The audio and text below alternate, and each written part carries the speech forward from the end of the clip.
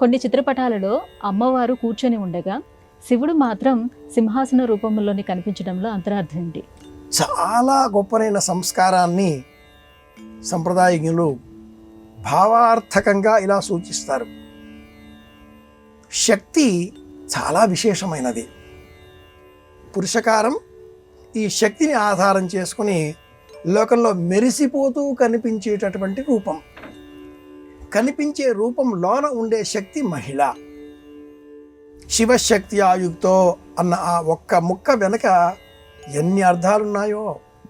ఈ అర్థాలనే మంత్రశాస్త్రంలో ముఖ్యంగా అమ్మవారికి సంబంధించిన సమస్త విద్యలలో, దశ మహావిద్యలలో ఇలా మరొక రూపంలో ప్రకటించడం మనం గమనించవచ్చు.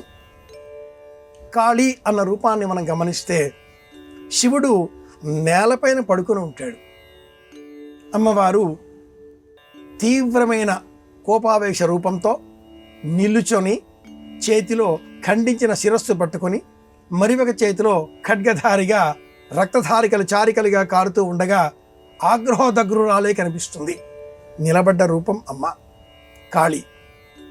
సౌమ్యంగా కనిపించే లలిత రూపంలో కూడా ఈశ్వరుడు సింహాసనంగా క్రింద పడుకొని ఉండగా అమ్మవారు ఆ పైన కూర్చొని ఇక్షుదండధారిణిగా కనిపిస్తుంది. చెరుకు మనలో ఉండేటటువంటి మన్మథ రూపానికి ప్రతీక. లలితంగా ఈ ప్రపంచాన్నంతటినీ కూడా మాయామోహితం చేసేటటువంటి శక్తి సన్నిధానంలో పురుషుడు లొంగిపోవలసిందే అనే ధర్మాన్ని ఈ రూపం మనకు తెలియజేస్తుంది. పంచప్రేతాసనాసీన అన్న నామాన్ని మనం లలితా సహస్రనామావళిలో జ్ఞాపకం తెచ్చుకుంటూ ఉంటే ఈ ప్రపంచమంతా కూడా పంచకోశాత్మకం. అన్నమయ, మనోమయ, ప్రాణమయ, విజ్ఞానమయ, ఆనందమయములు అనే పంచకోశములతో పాటుగా ప్రపంచమంతా కూడా భూమి, నీరు, నిప్పు, గాలి, ఆకాశం ఈ ఐదింటితో ఏర్పడి ఉన్నది.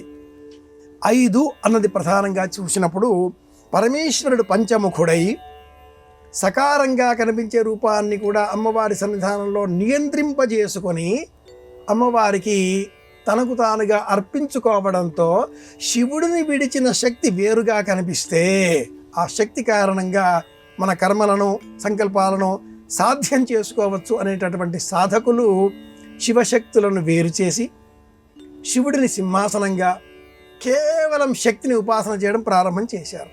ఈ మార్గానికే తంత్రములు, కౌళములు, శాపరములు అనేక పేర్ల తర్వాత వచ్చి చేరి ఉన్నాయి. కానీ సంప్రదాయజ్ఞులు శివశక్తులు వేరు కారు, ఒక్కరే. వాగర్థాయివ సంపృక్తో వాగర్థ ప్రతిపత్తే జగత పితరో వందే పార్వతీ పరమేశ్వరు అన్న వాక్యాన్ని, కాళిదాసకృత వాక్యాన్ని మనసులో పెట్టుకొని ఇరువురు ఒక్కరే, వెందనాచంద్రుడు వేరు కారు, వాక్కు అర్థం వేరు కారు అంటూ ఆరాధన చేస్తారు. కానీ మనం కొన్ని ఉపాయంగా ఆలోచన చేసే పద్ధతులలో శివుడిని కాదని శక్తిని మాత్రమే ఉపాసన చేసేటటువంటి వామాచార, సమయాచార, దక్షిణాది మార్గాలలో శివుడు సింహాసనంగా ఉండడం, ఆ పైన అమ్మవారు చతుర్భుజగా ఇక్షుదండధారిణిగా మనం చూస్తూ ఉంటాం. ఇది ఒక రూపం. ఇటువంటి రూపాలు 108 రూపాలను మనము ఖడ్గమాల రూపం ప్రదర్శన చేసే సమయంలో కూడా దర్శించవచ్చు. శివుడు లేకుండా శక్తి విలయతాండవం చేస్తుంది. కానీ శక్తి లేకుండా పురుషుడు నిస్సహాయుడు, ఏమి చెయ్యలేడు. శక్తి ఉండాలి అనే ధర్మాన్ని మనకు చెప్పడం కోసమే ప్రాచీనులు ఇలా చిత్రాన్ని మనకు చూపించారు. ఇంట్లో ఇల్లాలు ఉండాలి, ఇల్లాలని గౌరవించాలి. ఏ ఇంట్లో ఇల్లాలని నిరాదరిస్తారో, ఏ ఇంట్లో వారు మహిళలను అవమానం చేస్తారో, మహిళలకు అన్యాయం చేస్తారో ఆ ఇంట్లో అలక్ష్మి అమ్మ ఉండదు. ఇంకా అనారోగ్యం అక్కడ చోటు చేసుకుంటుంది. అన్ని విధాలుగా కూడా అకార్యాలు అక్కడే జరుగుతాయి. కనుక ఇంటిలో స్త్రీ శక్తి చాలా బలమైనది. శక్తి లేకపోతే మనం ఏం చేస్తాం? బియ్యం కడిగాం, నీళ్లు పోసాం, గిన్నె నీరు చూసాం, స్టవ్ మీద పెట్టాం. కింద మంట ఉండాలి కదా, శక్తి ఉండాలి కదా. శక్తి లేకపోతే బియ్యం తింటామా?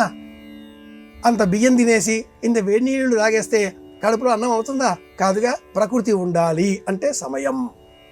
ఇలా స్త్రీ, పురుషుడు ప్రకృతి అనే త్రిశక్త్యాత్మకంగా ఇచ్ఛాక్రియా జ్ఞానశక్తులను కలుపుకొని మూలం అమ్మ అని చెప్పడం కోసమే ఈ రూపం.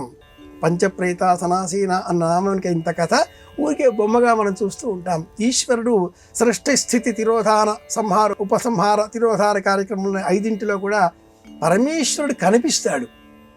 5 కూడా కనిపించని ఆ శక్తి రూపం అమ్మ. కనిపించే ప్రకృతి వేరు, కనిపించని ఆ మూలాధారమైన ప్రకృతి అమ్మ అని కూర్చుండబెట్టి అమ్మనే పూజ చేస్తే అది ఈ చిత్రానికి ఆధారం అవుతుంది. సంప్రదాయజ్ఞులు ఇలా ఆచరించడం ఇలా పూజించడం కూడా అంగీకరించరు. కలిపి పూజించాలి అంటే శివుడు. పానవట్టం స్త్రీ స్వరూపం పార్వతి, శివలింగం పురుషకారం శివశక్తి ఆయుక్తం. ఇద్దరిని కలిపి పూజించాలి. అర్ధనారీశ్వర తత్వాన్ని మనం ఆధారం చేసుకోవాలి. ఇంట్లో కూడా పిల్లలు కొంత స్థమానం అమ్మ అమ్మ అమ్మ అమ్మ అని తిరుగుతూ ఉంటే నాన్న కోపం వస్తుంది. చాలాసార్లు పో మీ అమ్మ దగ్గరికి అంటాడు, విసుక్కుంటాడు. అలాగే నాన్న నాన్న నాన్న అంటూ తిరుగుతూ ఉంటే కూడా చిన్న తేడా ఇక్కడ, అమ్మకి కోపం రాదు. ఇంకా కొద్దిపాటిగా ఏదైనా ప్రేమ చూపిస్తుంది, ఏదైనా మనకు కావలిస్తే సహాయం చేస్తుంది, వెళ్ళు మీ నాన్న వెంట అంటుంది. విసుక్కునే స్వభావం మగవారిదే, మహిళది కాదు, అమ్మది ఎప్పుడూ కాదు. కాబట్టి మనం అమ్మ ద్వారా ఆయనకి ఎలాగూ కాబట్టి ఆయన్ని కూడా స్వాధీనం చేసుకునే క్రమంలోనే సౌందర్యలహరి కావచ్చు, శివానందలహరి కావచ్చు. కళాభ్యాం చూడాలంకృత శశికళాభ్యాం నిజతప ఫలాభ్యాం ఇలా మన స్తోత్రం చేయాలి.